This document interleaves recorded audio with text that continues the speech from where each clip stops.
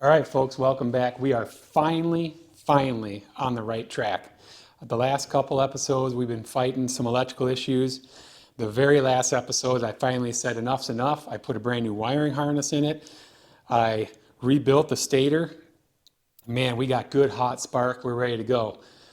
The next step is we need some reliable compression. If you remember, one of the very first videos we did when we brought it up on the stand is we checked compression real quick, and guess what? It only had like 30 pounds. So this bike had done a lot of sitting. I think the rings are probably stuck. I'm hoping the bore isn't too scored up. But today, what I want to do is get the cylinder head off and the cylinder off, and then let's look and see what the bore looks like and see what the piston and rings are looking like. See if we can get some, if we can get some power behind this piston. Now that we have spark, we should be able to, ignite some fuel, make some noise here. So first things first, we got to get the engine skid plate off. Not all CT70s have these. I think they quit putting them on in like 77. Because I know when they went to BMX handlebar versus this fold down, they got away from that. Because I know like my 79 does not have an engine skid plate. We got to get the skid plate off, got to get the exhaust off. Then we might have to take the front fender off. I forget. I think we do have to take the front fender off. Then we'll be able to slide the cylinder head off, and then finally the cylinder itself off. So let's get to work. Let's see what we're dealing with and see if we can get this thing rocking and rolling before springtime hits, huh? So the skid plate bolts on the forward foot peg bolts screw onto the engine. Pretty easy deal there. And I don't know how strong that motor casting is, but when the boys were little, I bought them CRF 50s, and the training wheels bolted to those same four bolt holes on those engines. So you're going around corners the whole way to the bike and the whole way to the rider on training wheels on those aluminum castings on those mini bikes. So they gotta be pretty strong, I guess. Okay, and we got 4 10mm bolts, 2 on each side there. Let me knock them out.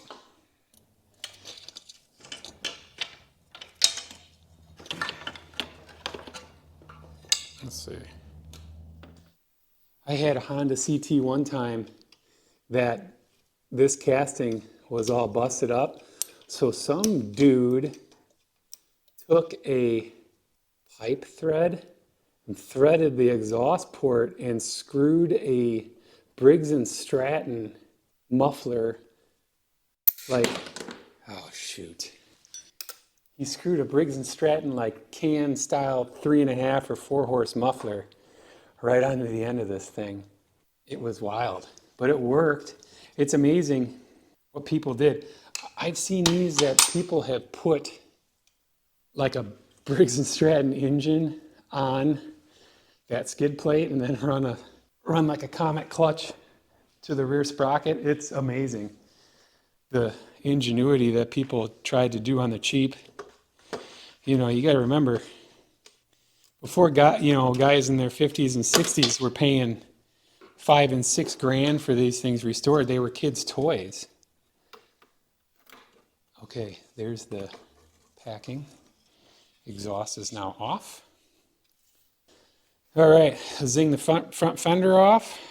Probably, those are 10mm, 3 of them, I think. Oh, yeah, 3 of them. All right, we're over here at the cam gear, cam cover. And this is a round cover. It's got a little slot in it. It's got this long ass bolt that goes through the whole entire camshaft. If you remember this one, on episode 1, the cover was actually cracked. So I stole this off a Z50 parts motor I had. Yeah, the cam's hollow and that runs all the way through there. And the cam cover also acts as a thrust to keep the cam movement, side to side movement, to a minimum. It's got this little part that rubs. You can see where it's been rubbing on the gear to keep that cam in line, keep it from walking too far. This right here, this setup is why I love Honda 70s, okay? Because I've had, we've all had Briggs and Stratton flathead mini bikes. They suck. They got no power. Benelli made mini bike. It was two cycle. Suzuki made like a choppy or whatever, two cycle, junk. But this right here is where it's at. Four cycle overhead cam. I mean, who does that, right? So there should be a timing mark notch in here. It looks like it might be a tooth off, maybe. Well, remember when we were messing with the stator, we had a lot of play in our chain because our tensioner was kind of faulty. So there's a notch right here. It's supposed to line up with that little dot in the cam gear. That doesn't matter because we're going to take it all apart anyway. I'm going to move my pan. So let's get this. We'll get these 3 bolts out. Although, it does look like somebody's been in here. Not a big deal. We'll figure that out. Let's go ahead and pop this intake off. Boy, these got expensive all of a sudden. I don't know if the aftermarket intakes were failing at an alarming rate or what, but man, I'm on a couple CT70 groups, and of course I look around on YouTube and eBay and Marketplace and everything, and boy, those got expensive. Ooh, I'm not liking that down in there either. Gosh, can't catch a break on that. All right, we got our cam gear bolts out. Come on, you. There we go. Let's not worry about that. We don't want it to fall way, way down in there, but we'll just leave that loose. Now we can take the head off. Now one of these, I want to say it's this one that I'm taking off right now. Yeah, should have a copper washer on it because the area that the area in the cylinder and the cylinder head that the stud passes through is actually I think it's the drain back hole for the oil pump, for oil to get up to the cylinder head. I have to look in a book, but one of those, I want to say it was that one. Oh, maybe it was this one. See here, it's got oil at it. It's dripping oil. All right, moment of truth. How nasty is this thing? It wasn't locked up, so it shouldn't be too terrible. Let's see what we got going on here. This guy's got to kind of come with us a little bit or else he gets jammed in there. Come on. Oh. And then he kind of lays like that. Let's see why I took the fender off is I had to. What do we got? You know what, man? We can work with that. Valves don't look too bad. It's what they call a big dome head. Big dome.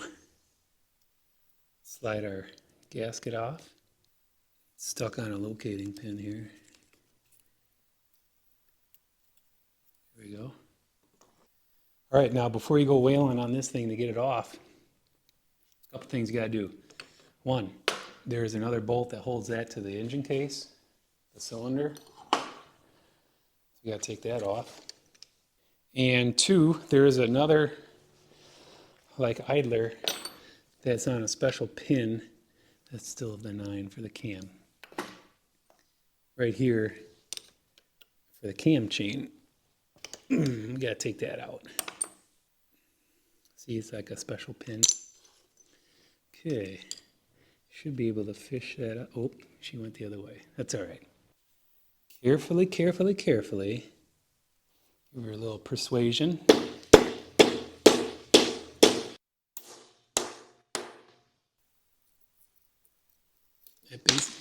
Oh, what was that?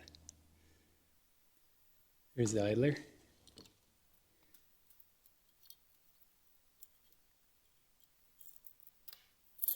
Oh.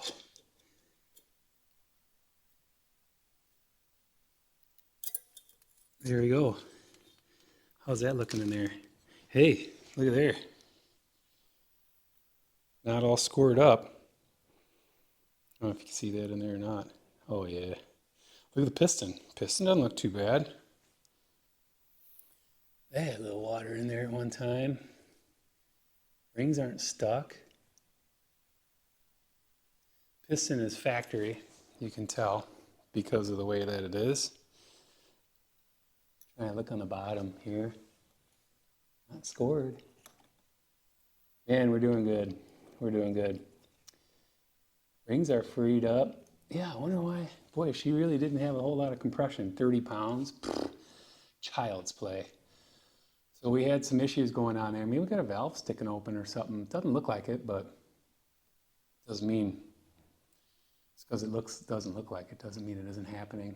We could put a little solvent in the cylinder head, see if any solvent leaks past one of the valves. That might give us a clue what's going on a little greater. I was going to do a leak down test, but you know, with this little spark plug, it's got all these funky, you have to use a couple funky adapters, and I don't know. We'll do a leak down test on something if you guys want to see one. All right, we're over on the bench here. Got the cylinder kind of cleaned up. Yeah, you can see here now. We couldn't really see before. It's got a little surface rust in the cylinder. Hopefully we'll be able to hone that out. A little bit of wishful thinking. I wonder if it didn't get parked with the intake valve open, because we got a lot of schmutz in there too. See that? I think we can clean all that up. Look, man, this isn't NASCAR, okay? This is a mini bike.